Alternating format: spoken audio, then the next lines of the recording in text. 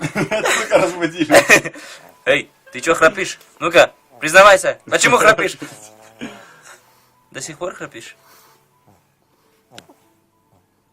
Батчер. This is the butcher. Fresh meat. У кого молоко убежало?